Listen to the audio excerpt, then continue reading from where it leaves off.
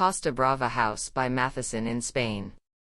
Perched on a plateau above a steeply sloping site on the Costa Brava in northeastern Catalonia, the house is surrounded by pine trees and commands panoramic views of the Mediterranean Sea. Brise-Soleil screens dominate the approach to the house.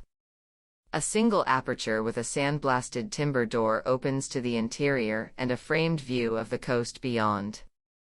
The design celebrates the afforded vista through a singular horizontal opening the length of the house. This volume comprises a deep canopy providing shade and linking the living and sleeping quarters into one form.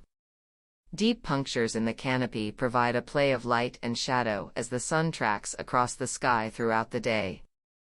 Full-height glazed doors to the living wing stack back, allowing for a seamless transition between indoors and outdoors. An expansive terrace leads to an infinity-edge pool and views of the Mediterranean beyond.